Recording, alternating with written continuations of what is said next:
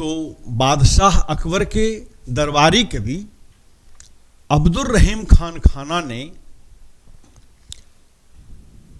के द्वारा उन्होंने बुलाना चाहा तुलसीदास जी को, तब उन्होंने एक दोहा लिखकर भेजा। वो दोहा क्या था?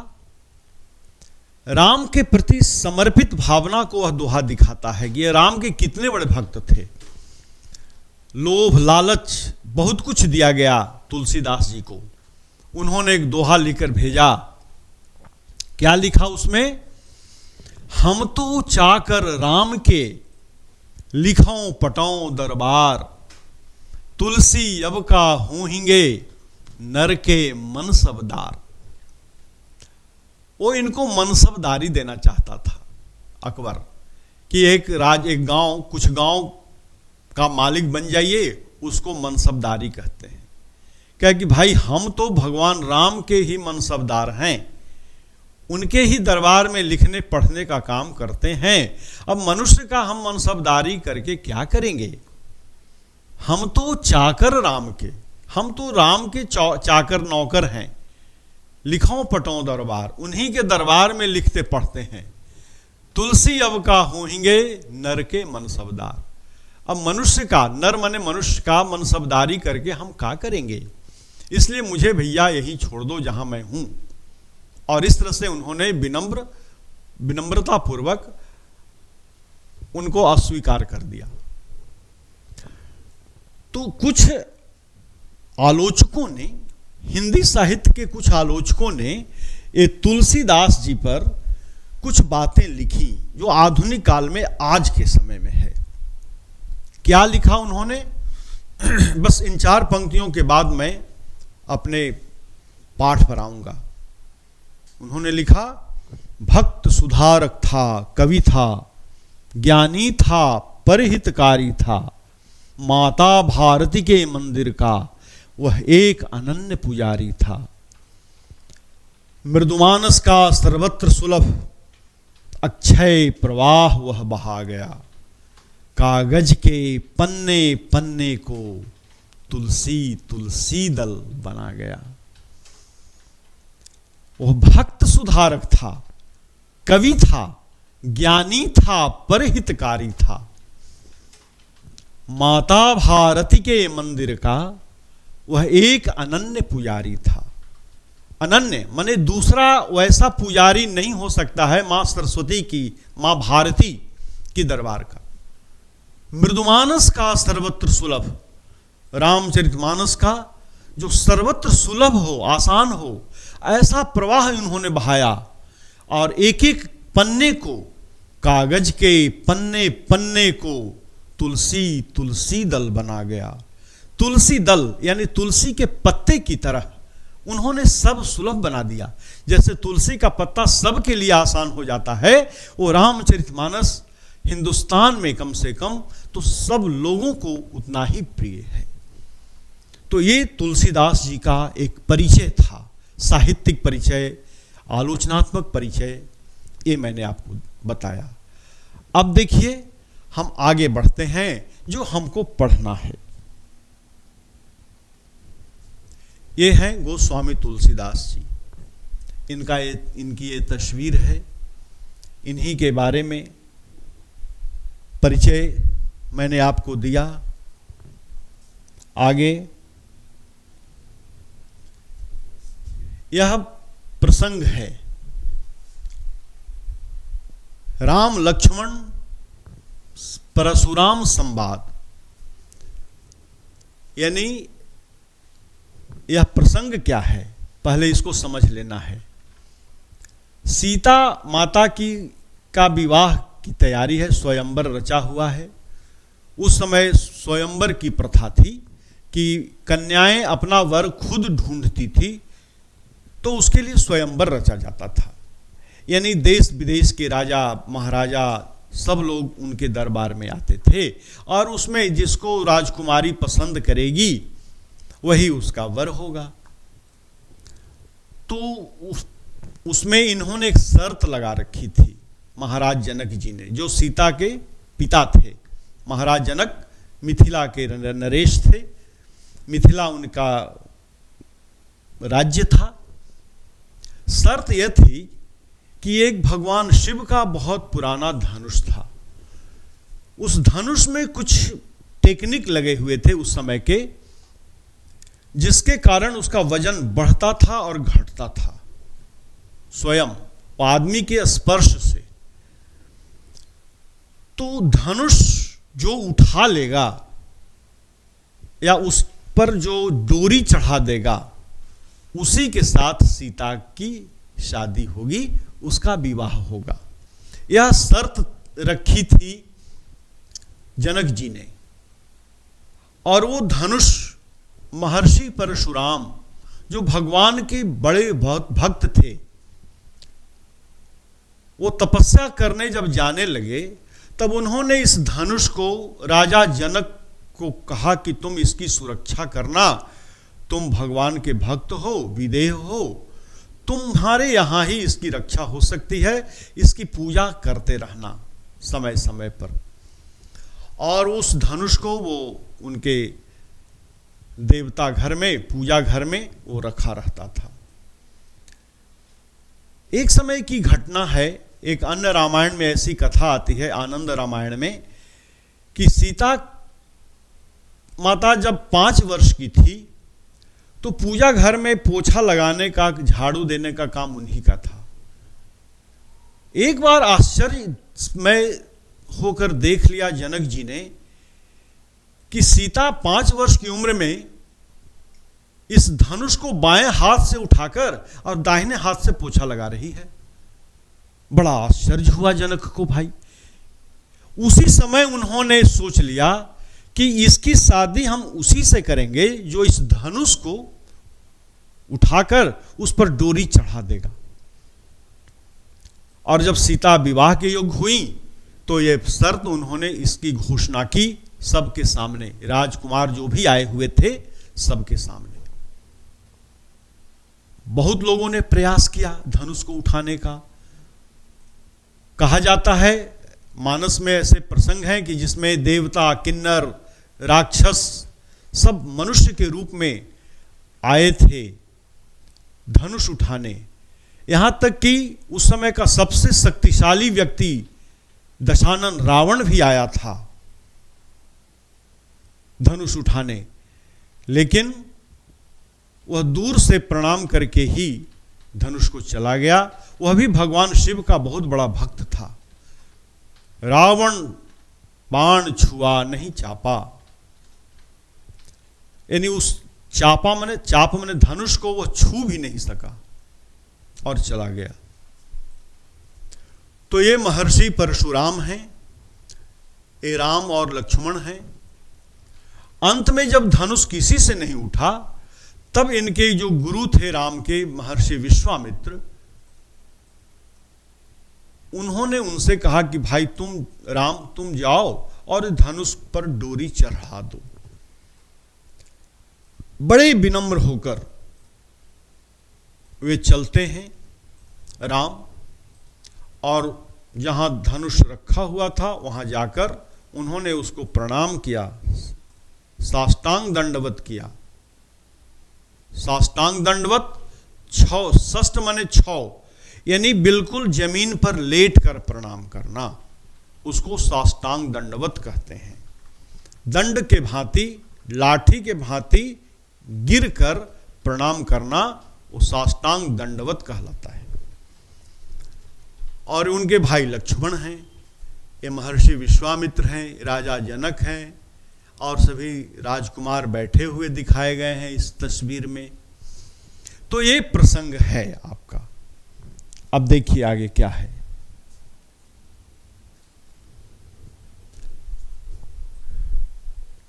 लेकिन हुआ क्या, राम ने जब से ही धनुष को उठाया और उस पर डोरी चढ़ाने ही जा रहे थे कि धनुष एक भयंकर आवाज के साथ बीच से टूट गया। और टूटते हुए धनुष को किसी ने देखा नहीं, देखा तो केवल दोनों टुकड़े देखे।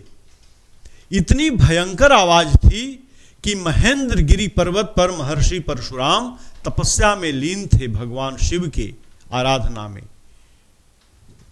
वहां से वो चले। भगवान परशुराम को एक वरदान था, वो मन की गति से चलते थे। जितनी गति से हमारा मन चलता है उस गति से वो चलते थे।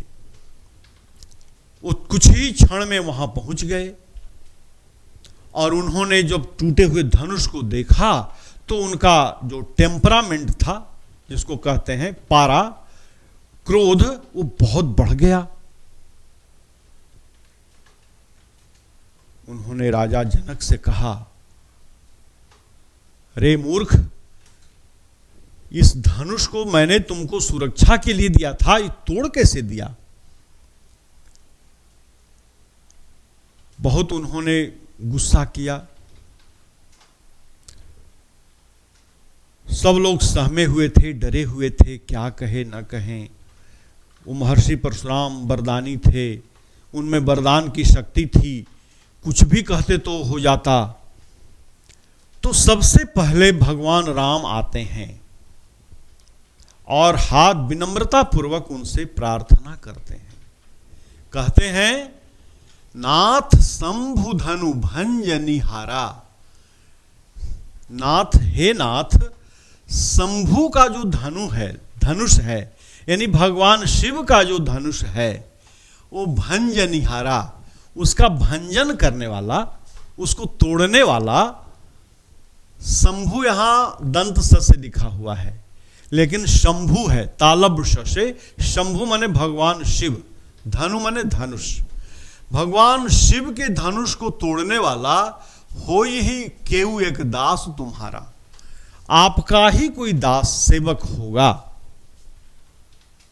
ये बात उन्होंने कही, राम ने पहले महर्षि परशुराम अब से। तो बड़े विनम्रता पूर्वक राम बोल रहे हैं, बड़े शांत स्वभाव के हैं।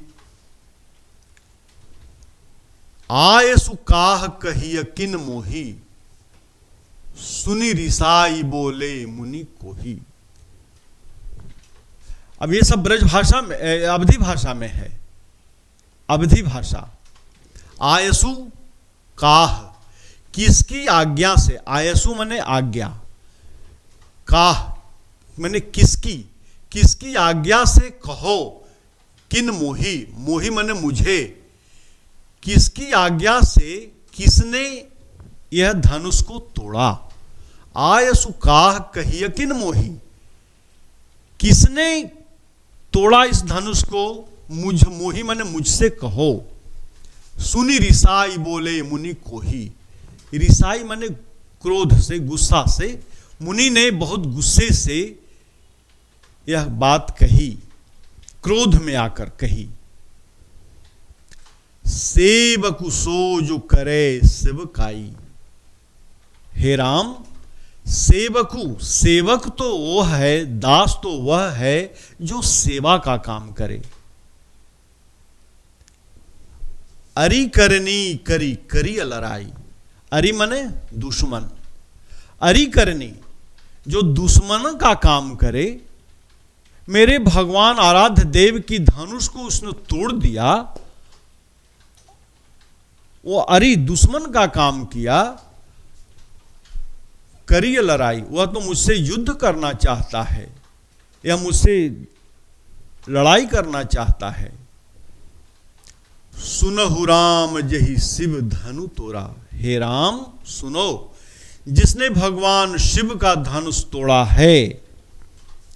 सहस्रबाहु सन सो रिपु मोरा। सहस्त्रबाहु एक राजा हुआ करता था महर्षि परशुराम के समय में।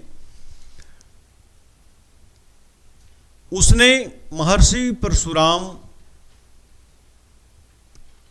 की एक गाय थी, उसको चुरा लिया था। उस समय जब वो तपस्या में गए हुए थे। महर्षि परशुराम जी के पिता का नाम था जमदग्नि ऋषि और माता का नाम था रेणुका। तो जब महर्षि परशुराम आए तो उन्होंने सहस्त्रबाहु राजा पर आक्रमण किया और उसको, उसमें 1000 भुजाओं की शक्ति थी, इसलिए उसका नाम सहस्त्रबाहु था। बाहु मने भुजाएं, भुजाओं की शक्ति, सहस मने सहस्त्र, 1000, 1000 भुजाओं की, 1000 आदमी की शक्ति वाला सहस्त्र बाहु था वो। उसको उन्होंने पराजित किया, मारा। तो वही कहते हैं कि हे राम, जिसने भगवान शिव के धनुष को तोड़ा है वह सहस्त्रबाहु सम सो रिपु, और रिपु मने शत्रु, मोरा, सहस्त्रबाहु के सहस्त्रबाहु जैसे शत्रु के समान वो मेरा शत्रु है। ये तो ये सब जो 4 पंक्तियां दी गई हैं ये चौपाई है। 4 चरण का एक चौपाई कहा जाता है। ये चौपाई की विशेषता है, जिसमें 16 मात्राएं होती हैं प्रत्येक चरण में, इसलिए उसको चौपाई कहा जाता है। तो यह छंद चौपाई छंद में है। तो दोनों छंद के प्रयोग इन्होंने किए हैं, एक दोहा का और एक चौपाई का। तो यह चौपाई छंद है, इसको समझ लेना है। 4 चरण में जो कविता लिखी जाती है उसको चौपाई कहते हैं। पहला चरण, नाथ शंभु धनु भंजनिहारा, होई ही केऊ एक दास तुम्हारा, आय सुकाह कही अकिन मोही, सुन रिसाई बोले मुनि कोही, सेव कुसो जो करे सेवकाई, अरि करेरी करी करी अलराई, सुनहु राम जहि शिव धनु तोरा, सहस बाहु सम सो रिपु मोरा। ये 4 चरण में ये 2 चौपाई है, 1 2 3 4। ये 2 चौपाइयाँ हैं, वो 1 चौपाई है और ये दूसरी चौपाई, 1 2 3 4, यानी 4 चरण होते हैं तब 1 चौपाई होती है। इसलिए इसको चौपाई, चौ मने 4, पाई मने वो जो पंक्तियां जो लिखी गई हैं, चौपाई ये है। आगे देखिए,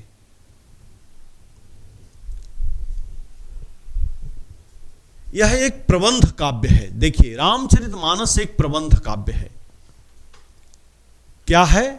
प्रबंध काव्य। काव्य 2 तरह के होते हैं, एक मुक्तक काव्य और एक प्रबंध काव्य। प्रबंध काव्य वह होता है जिसमें एक कथा कोई होती है शुरू और वो अंतिम तक चलती है। उसमें छोटी छोटी कई कहानियां होती हैं, कई कथाएं होती हैं। लेकिन मुक्तक काव्य में प्रसंग के अनुसार वो पद के अनुसार चौपाई बदल जाती है। जैसे सूरदास जी का जो सूर सागर है, मैंने इसके पहले क्लास में जो बताया, सूर के पद, वह मुक्तक काव्य है। उसमें प्रसंग बदल जाता है, लेकिन इसमें प्रसंग नहीं बदलता, राम की कथा चलती रहती है। तो पूरे रामचरितमानस में एक मुख्य कथा होती है और कई छोटी छोटी कहानियां होती हैं। तो इसमें मुख्य कथा है राम, दशरथ, कैकेयी, और अलग कथाएं हैं, प्रताप भानु की कथा, बाली और सुग्रीव की कथा, रावण विभीषण की कथा, ये सब छोटी छोटी कथाएं हैं। लेकिन मुख्य कथा राम कथा है उसमें। और एक बार जो कथा चलती है उसमें कहीं खंडन नहीं होता, वो लगातार चलते रहता है। ये प्रबंध काव्य की विशेषता है। तो सो बिलगाऊ बिहाई समाजा, आगे कहते हैं तुलसीदास जी, हे राम, उसको तुम बिलगाऊ अलग कर दो, जिसने हमारे भगवान शिव का धनुष तोड़ा है, तुम उसको अलग कर दो। बिहाई समाजा न त मारे जई हई सब राजा, नहीं तो यहां जितने राजा बैठे हैं मैं सबको मार दूंगा। इतने गुस्से में थे महर्षि परशुराम कि फरसा, वो हमेशा फरसा लिए हुए रहते थे, धनुष्मान और फरसा। फरसा परशु, उनका नाम है परशुराम। परशु का मतलब होता है फरसा, और उनमें राम का अवतार थे, विष्णु के अवतार ही थे वो, तो इसलिए उनको परशुराम कहा जाता था। परशु का मतलब होता है फरसा। फरसा एक अस्त्र होता है, तलवार से छोटा होता है, कुल्हाड़ी से थोड़ा बड़ा होता है, फरसा। तो सो बिलगाऊ बिहाई समाजा, न त मारे जई हई सब राजा, नहीं तो हम सभी राजाओं को मार देंगे, काट देंगे। सुनी मुनि बचन लखन मुस्काने, बोले परसु धरहि अब माने। अब यहां से लक्ष्मण बोलते हैं, यहां तक महर्षि परशुराम बोल रहे थे। ये संवाद है। हम एक प्रश्न आता है कि उस संवाद को अपनी शैली में लिखिए। तो ये महर्षि परशुराम ने जो कहा यहां तक कहा, सो बिलगाऊ बिहाई समाजा न त मारे जय हैं सब राजा, नहीं तो सभी राजाओं को मैं मार दूंगा। सुनी मुनि वचन लखन मुस्काने, मुनि का वचन सुन करके लक्ष्मण जी मुस्काए, थोड़ा हंसे। बोले परसु धरहि अब माने, महर्षि परशुराम का अपमान करके, अपमान करने के भाव से उन्होंने कहा, बहुधनु ही तोरी लरिकाई, बचपन में मैंने बहुत से छोटे छोटे ऐसे धनुष तोड़ डाले हैं। कबहु न असी ऋषि किन्ह गोसाई, लेकिन हे गोसाई कभी आपने इतना गुस्सा नहीं किया जितना आप आज गुस्से में लग रहे हैं। यही धनु पर ममता के ही हेतु, सुन रिसाई कह भृगुकुल केतु। यही धनु पर, इस धनुष पर आपका इतना ममता क्यों था? आप इतना, आपकी इतनी ममता इस धनुष पर क्यों है? सुनि रिसाई कह भृगुकुल, रिसाई माने क्रोध में, भृगुकुल केतु। भृगुकुल, महर्षि परशुराम का जो वंश है वो भृगु वंश है। महर्षि भृगु के वंश में वो आते हैं, और राम रघु वंश है, यानी रघु, राजा रघु के वंश में आते हैं। महर्षि परशुराम से बहुत पहले महर्षि भृगु हुए थे। वो भृगु की एक अलग कहानी है, कोई भी बताएंगे हम। तो भृगुकुल केतु, भृगुकुल के जो केतु हैं महर्षि परशुराम, उन्होंने गुस्से में कहा, नहीं, यही धनु पर ममता कही हेतु। लक्ष्मण जी ने कहा कि इस धनुष पर आपकी इतनी ममता क्यों थी, किस कारण से थी, कारण बताइए। तो ये सुन करके महर्षि परशुराम ने फिर कहा, यहां से परशुराम कहते हैं, यहां तक लक्ष्मण कहते हैं। आगे देखिए क्या महर्षि परशुराम ने कहा। अब इसको ये दोहा छंद में लिखते हैं। ये दोहा छंद क्या होता है? चौपाई के बाद इसमें प्रत्येक चरण में 13 और 11 मात्राएं होती हैं। ये है, रे नृप बालक काल बस, बोलत तहि न संभार। अरे नृप के बालक, तुम मुंह संभाल करके बात करो। धनु ही सम त्रिपुरारी धनु, विदित सकल संसार।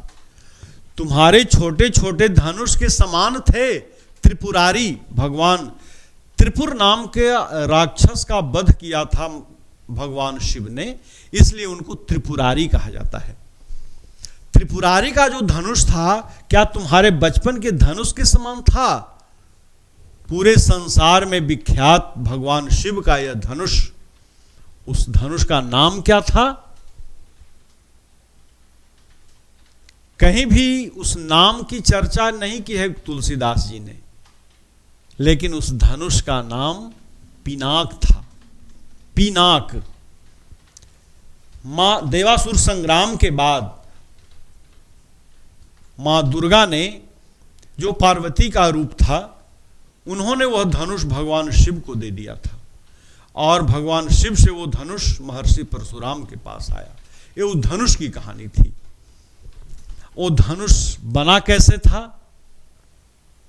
उसकी भी एक कहानी है, लेकिन वो अगली बार मैं बताऊंगा उस कहानी के बारे में। तो महर्षि दधीची जो थे, उनसे जुड़ी हुई यह घटना है, जिसे हम अगले खंड में प्रस्तुत करेंगे। तो धनु ही सम त्रिपुरारी धनु, विदित सकल संसार।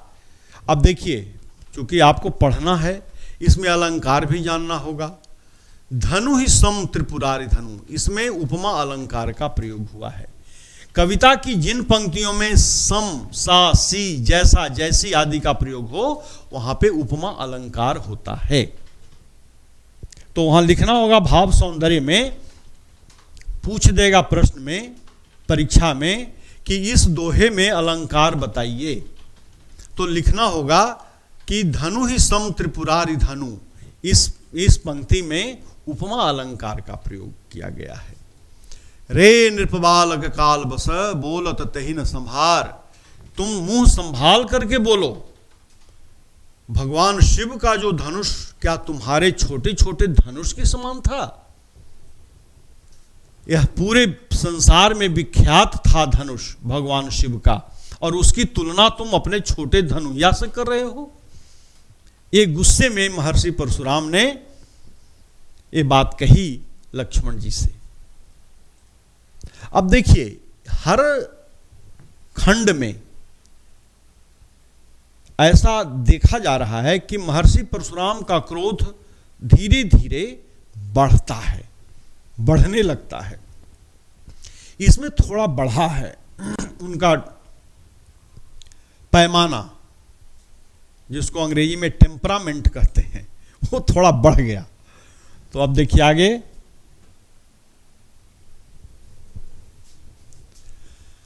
लखन कहा हंसी हमरे जाना। लखन, अब लक्ष्मण थोड़ा सा मुस्कुरा देते हैं। कोई आदमी गुस्सा में हो और थोड़ा सा आप हंस कर बोलिएगा, उनका मजाक बनाकर, तो उसका गुस्सा और बढ़ जाएगा। तो यहां लखन कहा हंसी हमरे जाना, लक्ष्मण ने हंस करके कहा, हमारे जानते, हमरे जाना, मेरी समझ में, सुनहु देव सब धनुष समाना। हे देव, सारा धनुष बराबर ही है, मुझको तो धनुष में कोई अंतर नहीं दिखाई देता भाई, चाहे वो भगवान शिव का धनुष हो या हमारे खेलने का खिलौना वाला धनुष हो। अब देखिए, ऐसी बात कोई कहेगा तो स्वाभाविक रूप से गुस्सा बढ़ेगा। का क्षति लाभ जून धनु तोरे, लक्ष्मण कह रहे हैं यहां भी, का क्षति, क्या क्षति हो गई, लाभ जून धनु तोरे। यह पुराना, जून माने पुराना, यह पुराना धनुष यदि टूट गया तो इसमें आपको क्या हानि हो गई। ये बात लक्ष्मण जी ने बहुत हंस करके कहा, मुस्का करके कहा, व्यंग में कहा। देखा राम नयन के भोरे, देखा राम नयन के भोरे।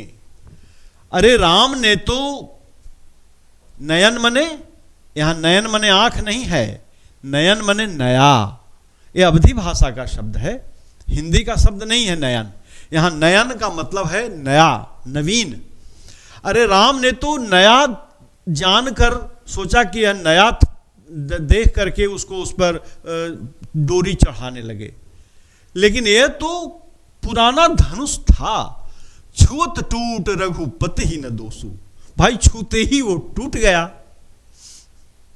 अब इतना बड़ा व्यंग कर रहे हैं उस आदमी को जो बहुत गुस्से में है, जो श्रेष्ठ है, जो गुरु है, जो बड़ा है, जो तपस्वी है, जो ज्ञानी है, उसको अपमान हो रहा है उसका। यहां पर छूत टूट रघुपति ही न दोषु, वो छूते ही टूट गया, इसमें रघुपति भगवान राम का क्या दोष। मुनि बिनु काज करिय किन रोसु, हे मुनि आप बिना कारण के, बिन काज, बिनु काज माने बिना काज माने कारण, बिना किसी कारण के आप गुस्सा कर रहे हैं। इसमें गुस्से का कोई कारण नजर नहीं आता। अरे पुराना धनुष था, भगवान राम ने, रघुपति ने नए के धोखे में उसको उठा लिया, लेकिन था पुराना, टूट गया, इसमें आप गुस्सा क्यों कर रहे हैं। बोले चितय परसु की ओरा, रे सठ सुनई सुभाव न मोरा। महर्षि परशुराम का टेम्परामेंट और बढ़ गया, गुस्सा बढ़ गया वो ये बात सुनते ही। फिर वो बोले, यह कथन महर्षि परशुराम का है, बोले चितय परसु की ओरा, चितय माने देखकर, अपने फरसे की ओर उन्होंने एक बार देखा। रे सठ सुनई सुभाव न मोरा, सठ माने मूर्ख, अरे मूर्ख तू मेरा स्वभाव नहीं जानता। यह गुस्से में बोल रहे हैं महर्षि परशुराम। रे सठ सुने सुभाव न मोरा, तू मेरा स्वभाव नहीं जानता है। ये सब चौपाई है, चौपाई छंद में ये लिखा गया है। अब आगे देखिए,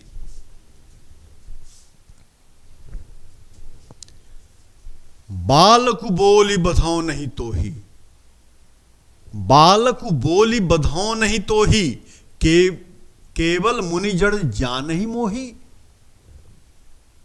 बहुत बड़ी बात कह दी महर्षि परशुराम ने, बात गुस्से में कही। बालक बोली, मैं तुम्हें बालक समझकर, छोटा बच्चा समझकर मैं तुम्हारा वध नहीं कर रहा हूं, नहीं तो अब तक तो मैंने कितने लोगों को मार डाला था। केवल मुनि जड़ जान ही मोही, तुम केवल तपस्या करने वाला मुझे मुनि समझता है।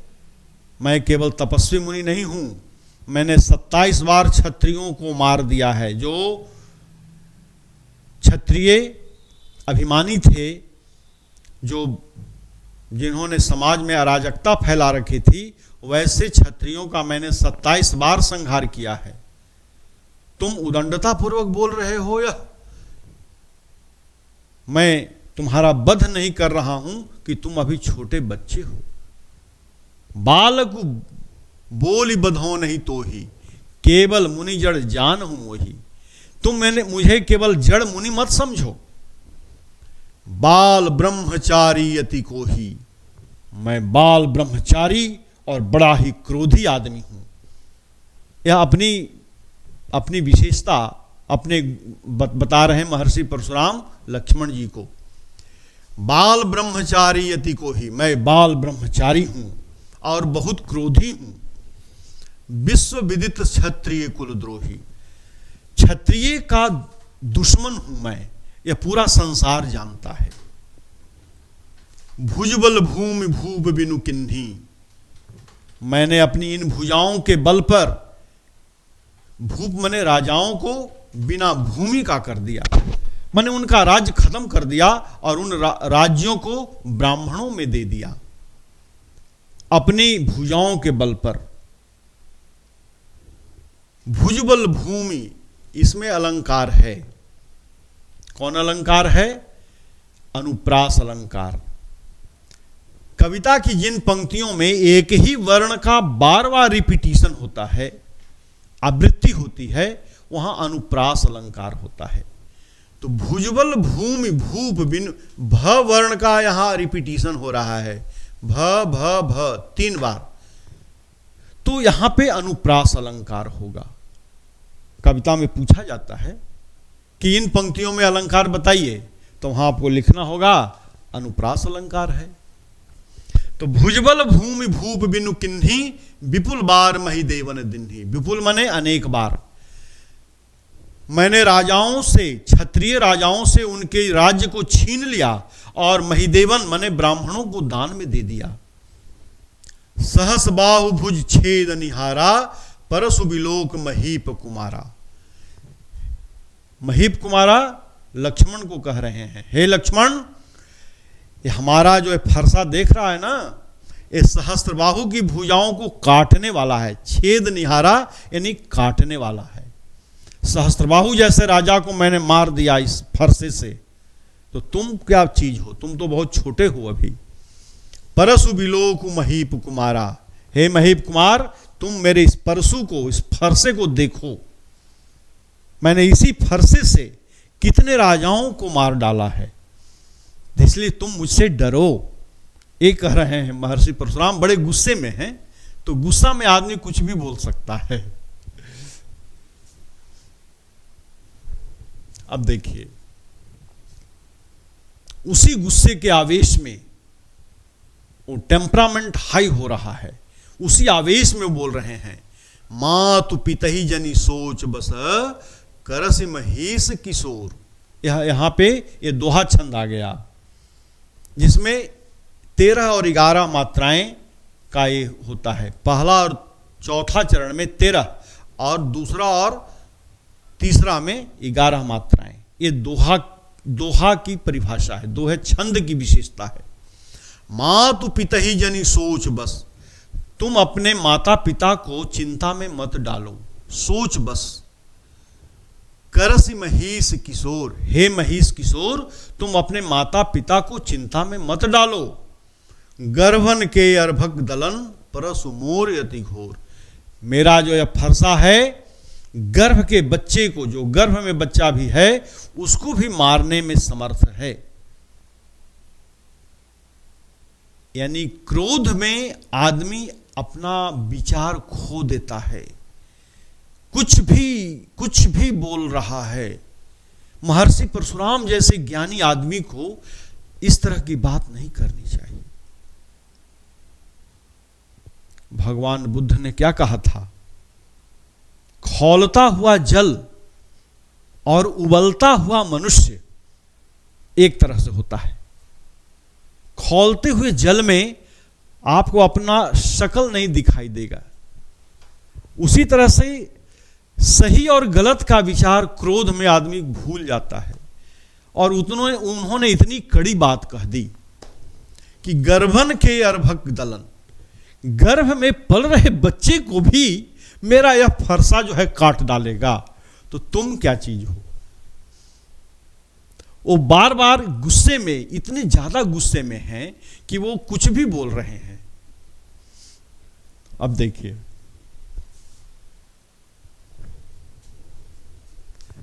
लेकिन लक्ष्मण जी पर उनके गुस्से का कोई प्रभाव नहीं पड़ता है। वो केवल हंस रहे हैं।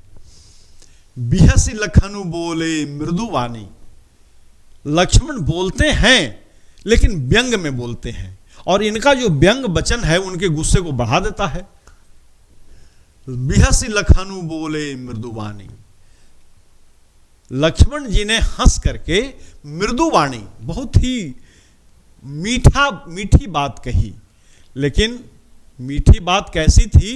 जैसे जहर में बुझी हुई कटार होती है, कटार, उसी तरह से लक्ष्मण जी ने मीठी बात कही लेकिन व्यंग भरी वचन, व्यंग भरी बात कही।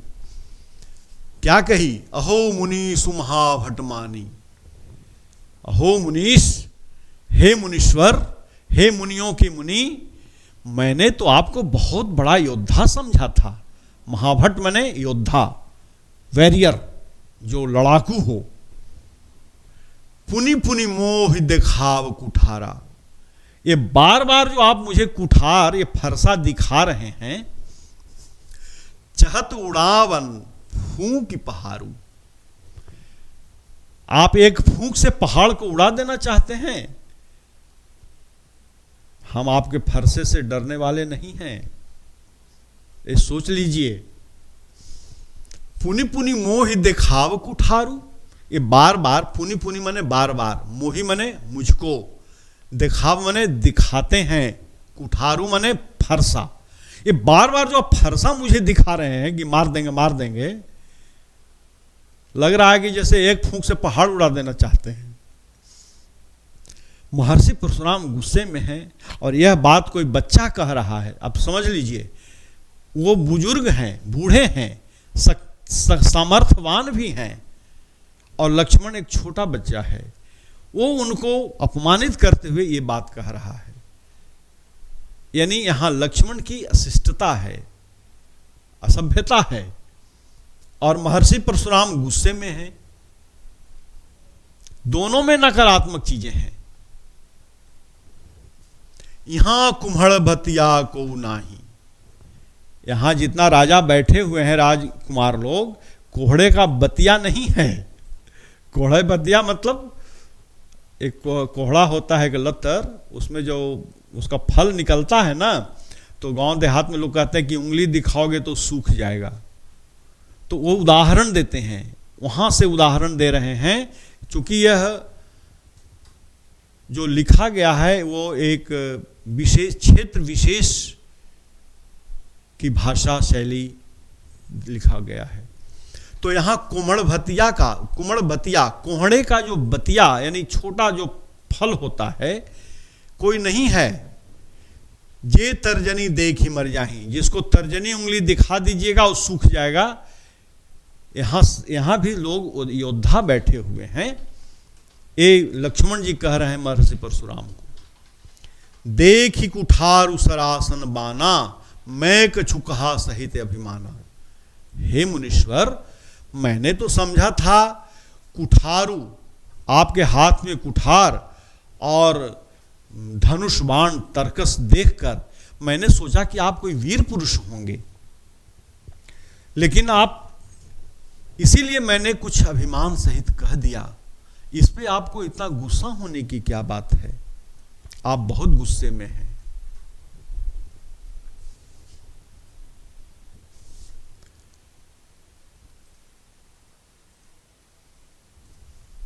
आगे अब देखते हैं।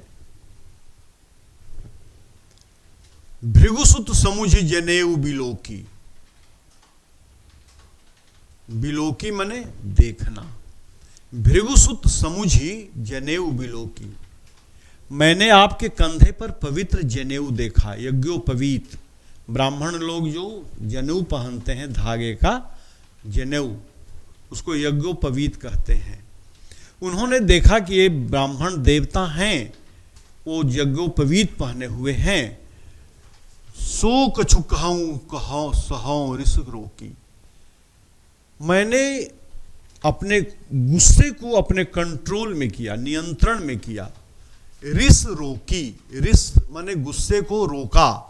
जो कछु कहूं सहौ ऋष रोकी, मैंने, मुझे तो बहुत गुस्सा आप पर आया, लेकिन आपके कंधे पर जो मैंने पवित्र जनेऊ देखा, तो मैंने अपने गुस्से को नियंत्रण में कर लिया।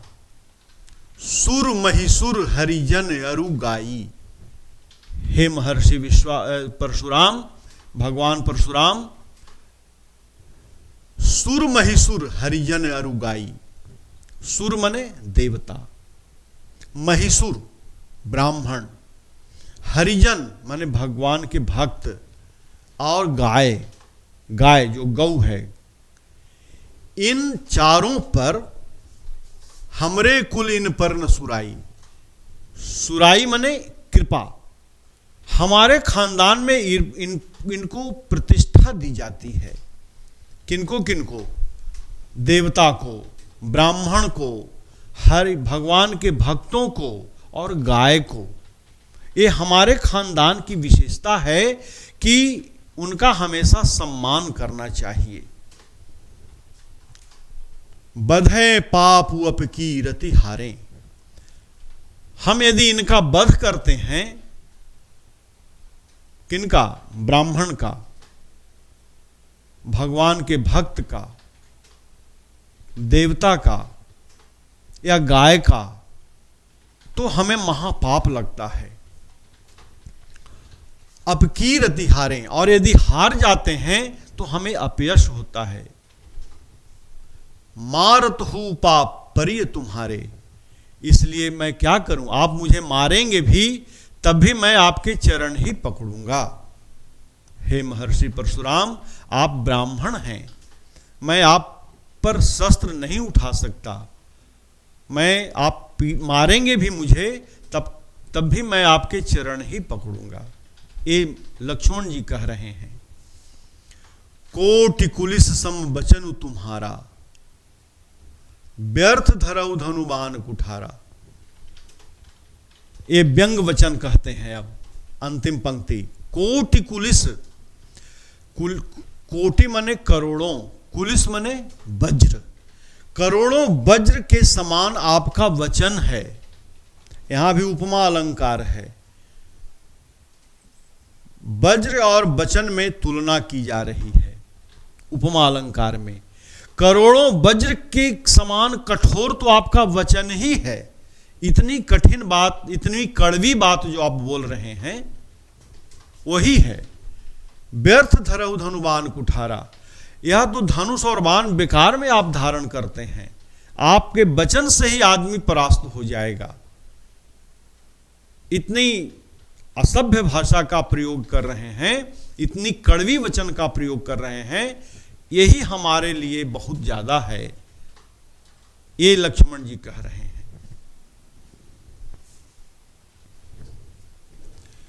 जो बिलो की अनुचित कहे हूं, क्षमहु महामुनि धीर, सुनी सरोष भृगुवंश मणि बोले गिरा गंभीर। अब ये दोहा में है, फिर दोहा छंद आ गया। जो बिलो की अनुचित कहूं, मैंने आपको देखकर कुछ अनुचित कह दिया हो तो क्षमहु महामुनि धीर। हे महामुनि, हे महामुनि, धैर्य धारण करने वाले महामुनि, मुझे क्षमा कीजिए। मैंने कुछ अनुचित बात कह दी हो तो आप मुझे क्षमा करें। अब इसके बाद महर्षि परशुराम कहते हैं, आपको परीक्षा में सवाल आएगा, ये चौपाई दे दी जाएगी और कहेगा कि यह वक्तव्य किनका है। तो यहां तक तो लक्ष्मण बोलते हैं, जो बिलो की अनुचित कहे हूं क्षमहु महामुनि धीर। यह बात लक्ष्मण का है, लेकिन जो नीचे वाली पंक्ति है वो महर्षि परशुराम का वक्तव्य है। सुनी सरोष भृगुवंश मणि बोले गिरा गंभीर। सुनी सरोष, यह बात सुनकर, लक्ष्मण की बात सुनकर बड़े ही गुस्से में भृगुवंश मणि, भृगुवंश के मणि महर्षि परशुराम बोले, बड़ी गंभीर वाणी में बोले। अब क्या बोले, आगे जो भी बोलेंगे वो महर्षि परशुराम का कथन होगा, और परीक्षा में यह निश्चित रूप से आता है कि यह कथन किनका। आपको वहां केवल पंक्ति दे दी जाएगी और कहेगा कि ये पंक्तियां किनकी कही हुई हैं, तो वहां आपको लिखना पड़ेगा। मैंने अपने इस क्लास में यह स्पष्ट प्रश्न के साथ मैं बताते जा रहा हूं ताकि आपको समझने में कोई असुविधा ना हो। ये प्रश्न दब दिया गया है, पाठ में जितना पढ़ना था मैंने उसका भावार्थ, अर्थ, शब्दार्थ सब बताने का प्रयास किया है।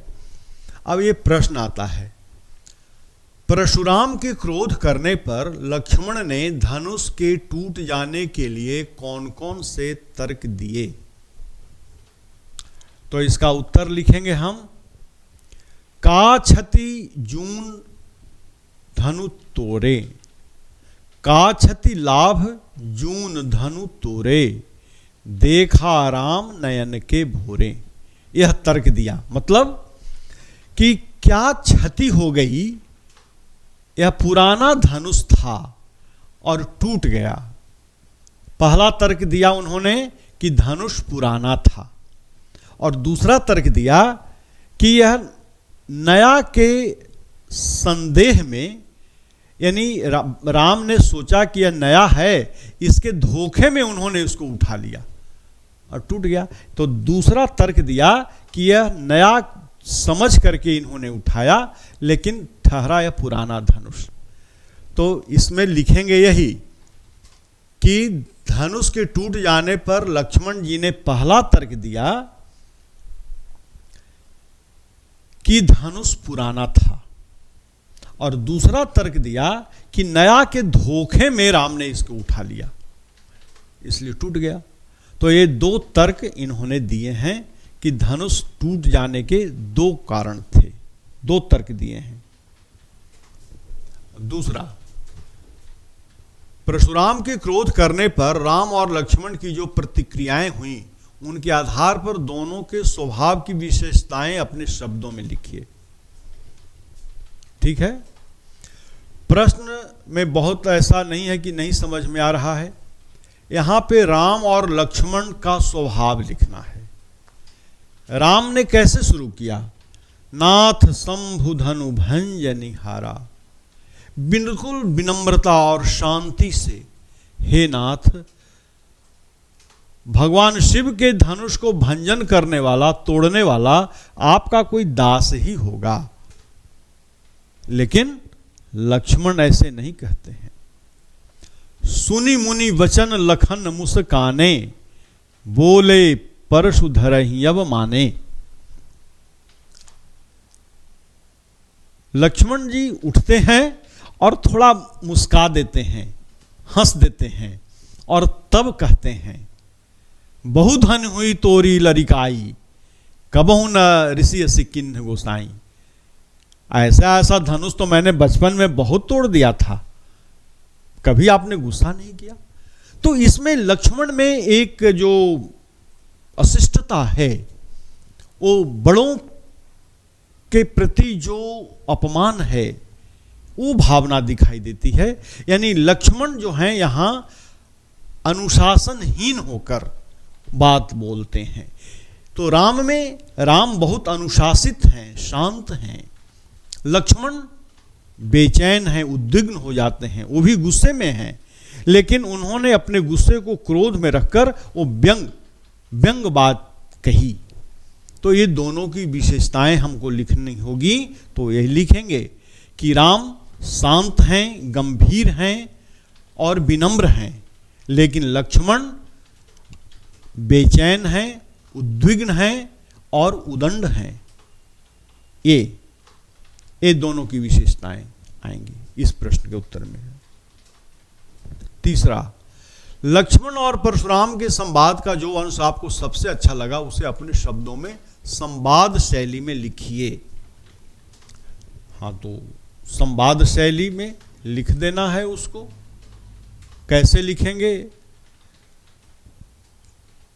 अब जैसे लक्ष्मण और महर्षि परशुराम जो कहते हैं, पहले लक्ष्मण ने क्या कहा, आइए आगे इसको हम लोग देखते हैं, ले चलते हैं।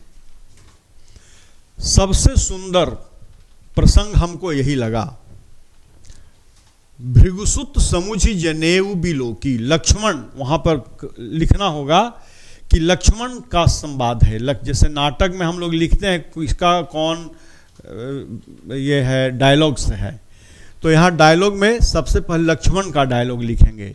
भृगुसुत समुझि जनेऊ बिलोकी, जो कछु कहूँ सहों रिस रोकी।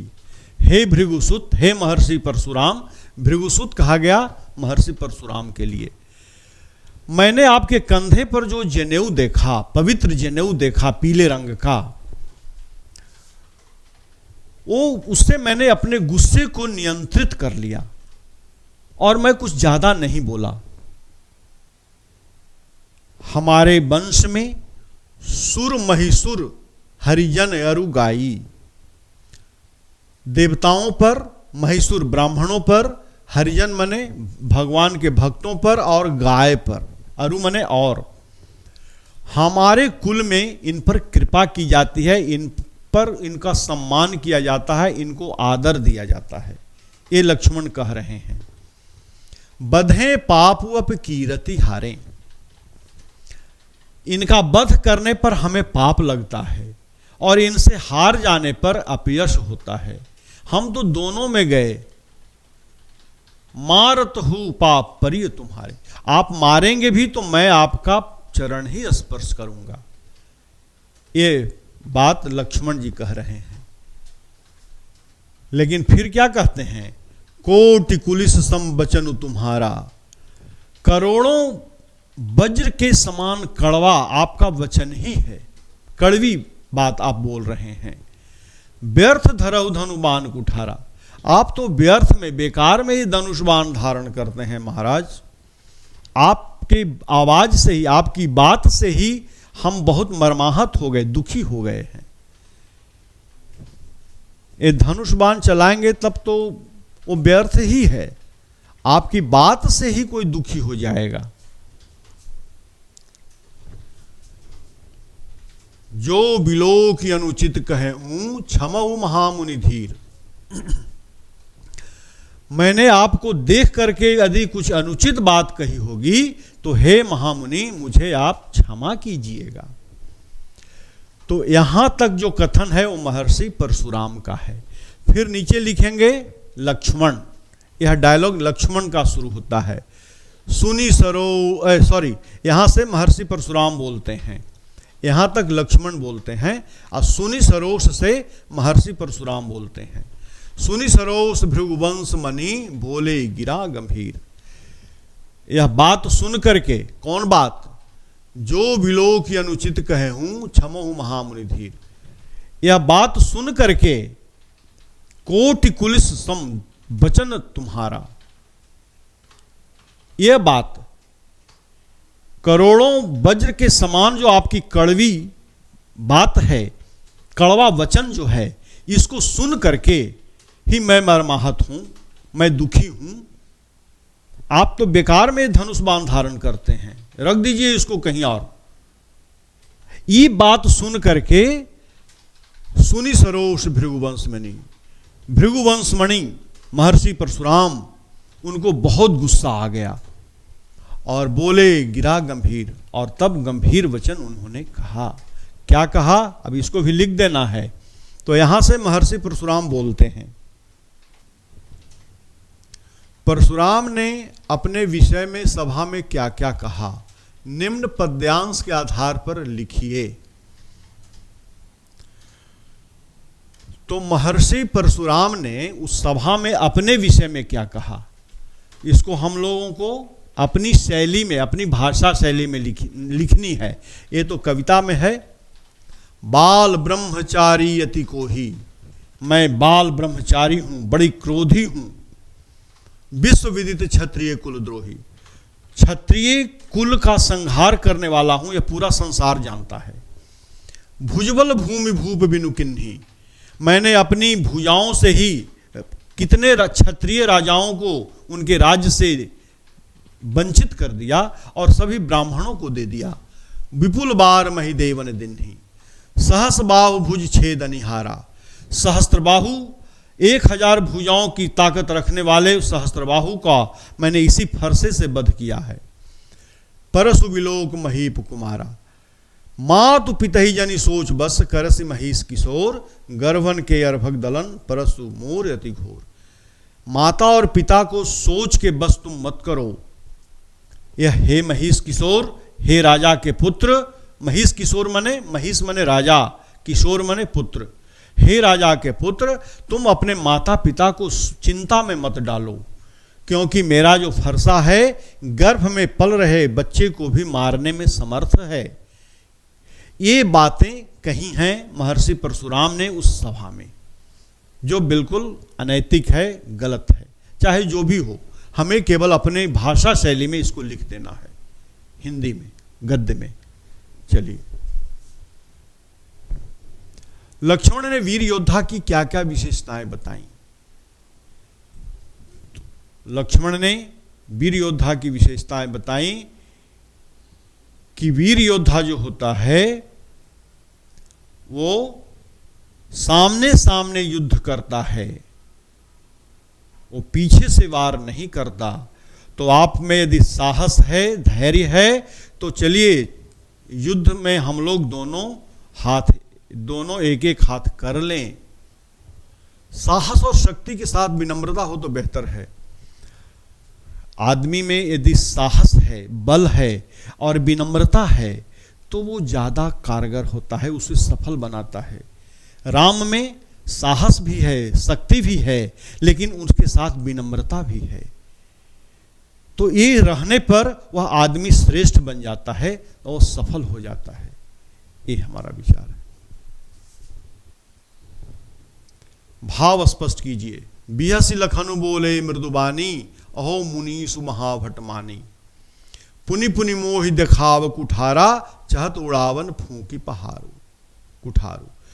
हंस करके लक्ष्मण बोलते हैं मीठी वाणी में कि अहो मुनि, अहो महायोद्धा,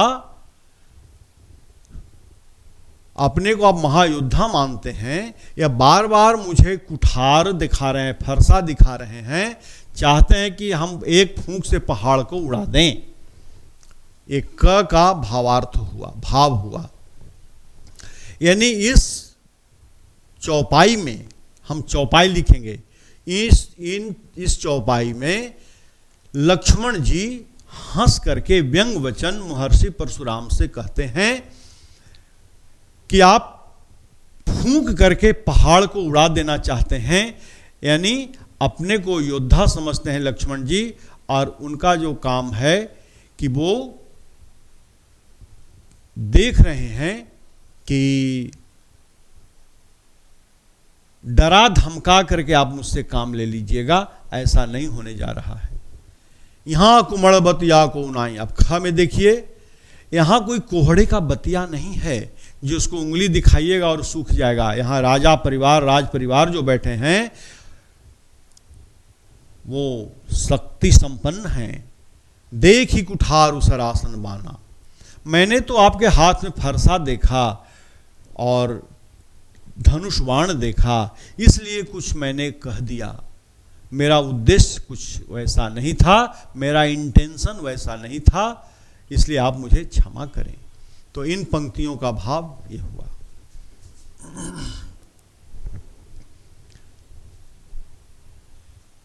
पाठ के आधार पर तुलसीदास का भाषा सौंदर्य। भाषा सौंदर्य की विशेषता सबसे पहले है कि यह लोक भाषा में ये लिखते हैं। दूसरी विशेषता है कि इसमें सरल शब्दों का प्रयोग इन्होंने किया है जो क्षेत्रीय भाषा में प्रयुक्त है। इनकी भाषा अलंकारिक भी है और बड़ा ही सरल है, आसान है, लोगों को समझ में तुरंत आ जाती है। ये सब इनकी भाषा की विशेषता है। पूरे प्रसंग में व्यंग का अनूठा सौंदर्य उदाहरण के साथ स्पष्ट कीजिए। ये पूरा जो प्रसंग आया है इसमें व्यंग प्रधान है। अहो मुनीसु महाभट मानी, हे मुनीश्वर आप अपने को महाभट मानते हैं, सबसे बड़ा योद्धा मानते हैं और काम कायरता वाला करते हैं, यह व्यंग है। तो इसमें तो व्यंग का एक सौंदर्य है। व्यंग के माध्यम से लक्ष्मण अपनी बात रखते हैं। महर्षि परशुराम से जो बात करते हैं उसमें व्यंग ही नजर आता है। तो ये इसका सौंदर्य है। अनूठा सौंदर्य इसलिए है कि इस तरह का व्यंग जो जिसमें सभ्यता के साथ, विनम्रता के साथ कड़वी बात बोली गई हो, ऐसा कहीं नहीं मिलता। व्यंग मिलता है लेकिन वो विनम्रता के साथ नहीं, इसीलिए यह अनूठा सौंदर्य है, इसीलिए कहा गया है।